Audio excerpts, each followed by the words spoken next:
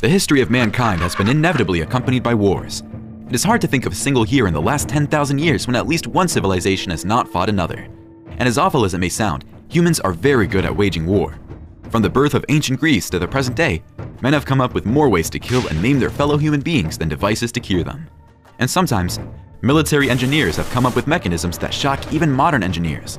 We are now going to tell you how the first arrow machine gun was invented in ancient Korea, why the entire Roman army was afraid of Archimedes, and why they used to strap missiles to cats in the Middle Ages. In 214 BC, the Roman Republic laid siege to the Sicilian city of Syracuse in an attempt to gain strategic control of the island. General Marcus Claudius Marcellus led a fleet of 60 Roman warships across the Strait of Messina and attacked head-on, while the second part of the army attacked on land. But as the noose around the city tightened, the mighty Roman army found itself facing an unexpected opponent, Archimedes. No matter what the Romans threw at him, Archimedes was always 3 steps ahead. The ballistae atop the outer walls smashed the advancing cavalry. At sea, the claw of Archimedes lifted whole ships out of the water and smashed them into a shower of rubble, and soldiers and slaves screaming in terror. The siege dragged on for 2 years in an epic war battle.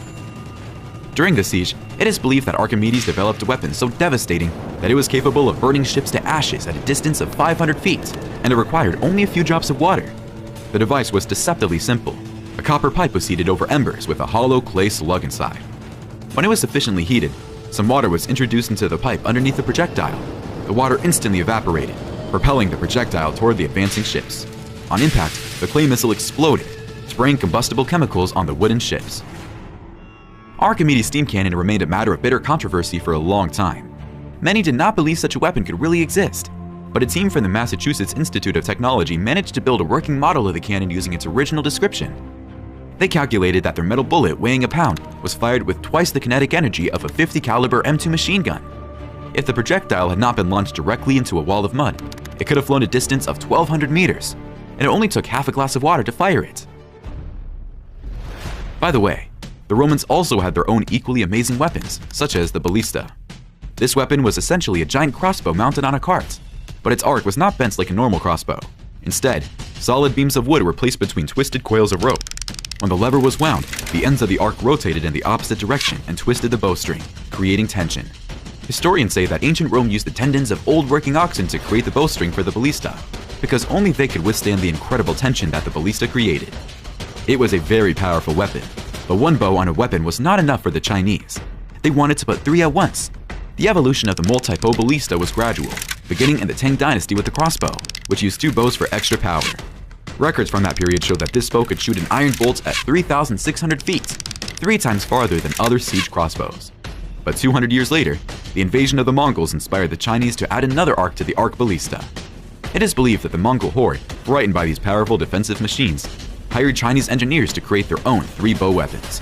Ultimately, the course of the war was reversed in favor of the Mongols.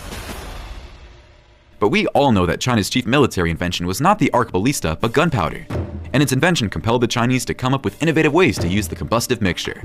Having no idea what a gunpowder weapon should look like, they came up with some of the strangest weapons the world has ever seen. For example, fire spears, the first examples of which appeared around the 10th century. They were spears attached to bamboo tubes that could shoot fire and shrapnel several meters away. Some fired lead pellets, others released poisonous gas, and others fired arrows. Soon enough, they made way for pure firing tubes, as troops abandoned lances in favor of cheap disposable bamboo cannons that fired only once, but could be mass-produced and fired one after the other. The barrels were often combined, resulting in an almost endless stream of death. Out of the depths of this creative mayhem came the fire-spitting tube. Historians call this weapon a flamethrower, but that description is not entirely accurate. Such a weapon could produce continuous bursts of flame for 5 minutes using a low-nitrate form of gunpowder. But it wasn't enough for the Chinese to burn their enemies alive on the battlefield. They decided to make the flamethrower even more deadly and added arsenic oxide to the mixture. The toxic smoke caused vomiting and convulsions. In addition, the barrel was often stuffed with razor-sharp shards of porcelain. The result was instantaneous lacerations accompanied by a bath of poisonous fire. If their enemy was not killed on the spot, his insides would gradually stop working due to the effects of the arsenic. Eventually, he would fall into a coma and die. China's neighbors were not lagging behind in military progress either. In the 16th century, Korea significantly progressed in mastering gunpowder and built its own machines that could rival the Chinese flamethrowers. Korea's secret weapon was the Hwacha, a multi-missile launcher capable of launching over 100 rockets in a single salvo. Larger versions could launch as many as